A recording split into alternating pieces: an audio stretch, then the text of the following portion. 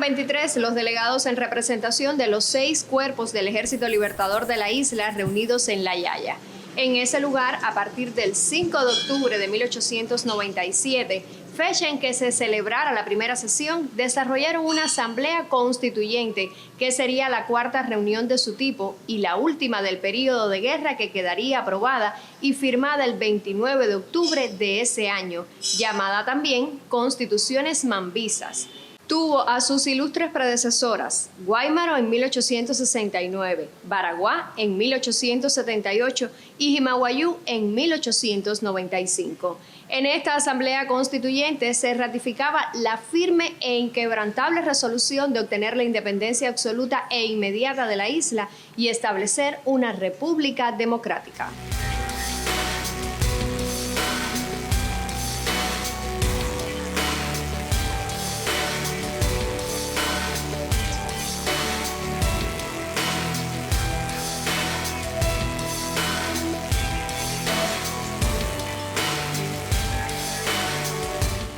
Hoy, en Memorias, Asamblea Constituyente de La Yaya.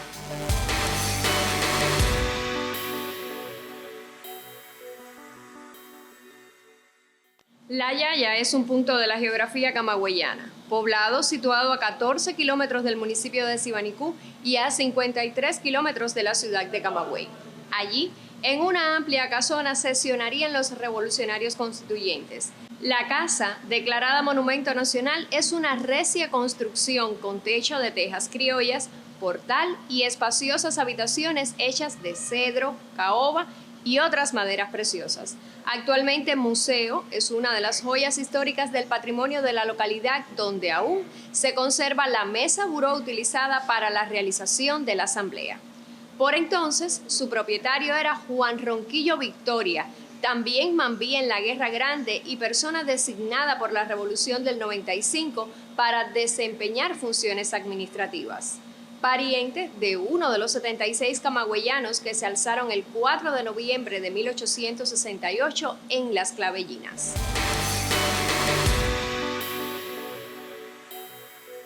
En 1897, el gobierno de la República en armas escoge este lugar por sus características, ubicación y la actitud patriótica de su dueño para efectuar la Asamblea Constituyente La Yaya. Desde fines de septiembre, los delegados se reunieron con regularidad entre los días 5 y 30 de octubre. Entre sus participantes se encontraban Salvador Cisneros Betancur, Enrique Collazo, Bartolomé Mazó, Manuel Despein y Domingo Méndez Capote. Esta Constitución fijó los requisitos para ser elegidos los presidentes y vicepresidentes de la República y reguló los principales derechos individuales. En su artículo 8º proclamaba la enseñanza libre en todo el territorio nacional.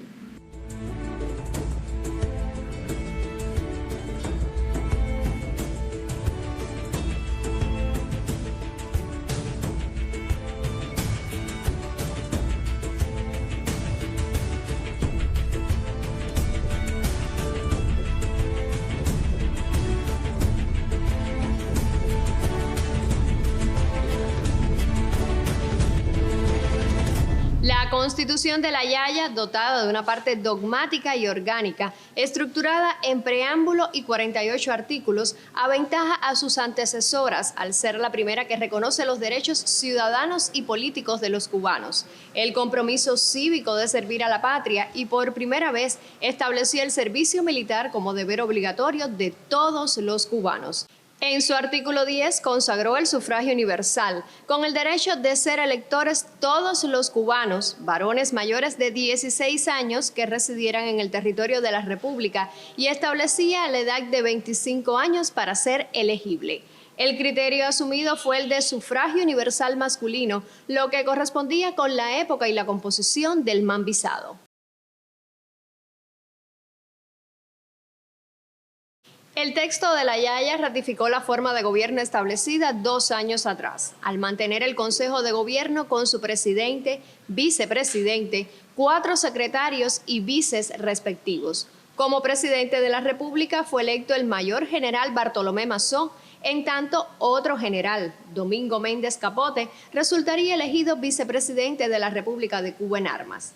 La Yaya limitó el poder militar en manos del generalísimo Máximo Gómez al omitirse el cargo de general en jefe del Ejército Libertador y trasladar al Consejo de Gobierno algunas de sus funciones y atribuciones, como fijar las líneas generales de la campaña y otorgar los nombramientos de jefes y oficiales en cargo y grado, aunque Gómez siguió siendo reconocido como general en jefe.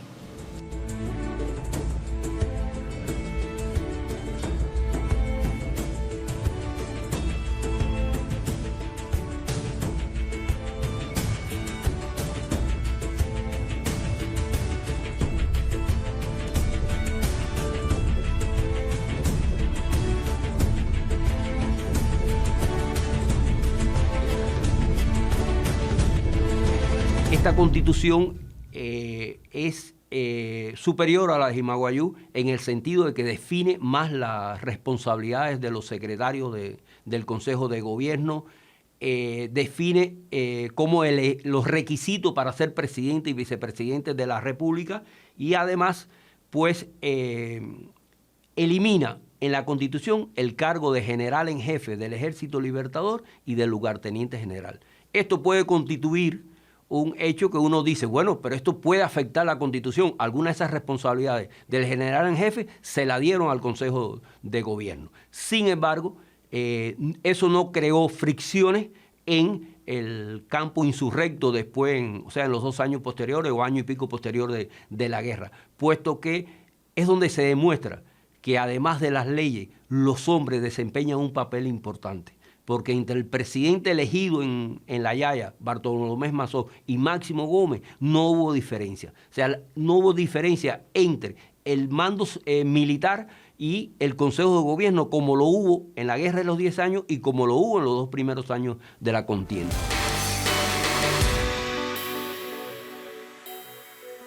En las condiciones de guerra, todas las constituciones mambisas normaron los deberes de los cubanos. En 1869, en Guáimaro, aseguraron que todos los ciudadanos de la República se consideraban soldados del Ejército Libertador.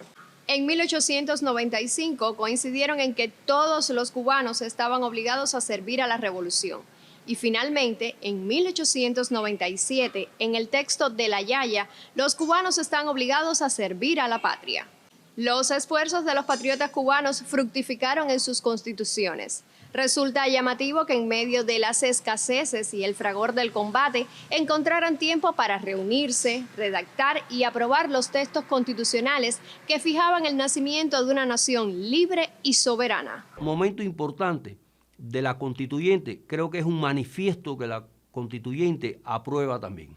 En ese manifiesto se plantea que bajo ninguna forma, ni principio, forma más o menos, más declarada, menos declarada, se puede llegar a negociaciones con España sin independencia.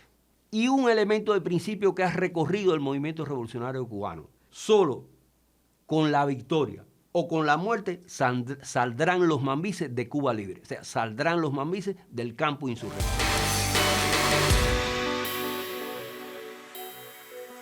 En Cuba, durante los años de guerra independentista, fue regular la práctica constitucional desde sus primeros momentos. Las constituciones elaboradas en la Manigua normaron la vida de los ciudadanos que vivían y luchaban en el territorio dominado por los mambises, lo que se acompañó de un cuerpo de leyes que regulaban la vida en Cuba libre, en las condiciones de inestabilidad, lo que implicaba movilidad continua. Sin embargo, fueron de alto significado para la nación cubana. Eran el anuncio de la república a que se aspiraba, aunque en escenario bélico, con todos y para el bien de todos, como deseó José Martí. Las constituciones responden a un momento histórico concreto en el que se dictan y responden a una estructura social determinada. Entonces, las constituciones mambisas respondieron a un periodo de guerra, un constitucionalismo incipiente en el que se plasmaron, los derechos correspondientes a esa época que se podían consignar. Ahora en la del 76, en la del 40 se plasmaron derechos, se plasmaron otros, algunos más extensos por propio de la época en que se dicta. con las particularidades de que fueron constituciones, repito, para un periodo de guerra. Era muy importante lo que se habló del mando militar y el mando civil. Eso, por ejemplo, no tiene lógica en otro momento de la historia cubana. Lo que se hace es estructurar el poder, con quién va a tener el poder legislativo, quién va a tener el ejecutivo, la independencia del poder judicial, porque fueron constituciones dictadas en otro momento histórico. Entonces sí tenemos una tradición constitucional. Lo que esa tradición constitucional ha respondido a las circunstancias históricas concretas de cada momento por el que ha pasado Cuba.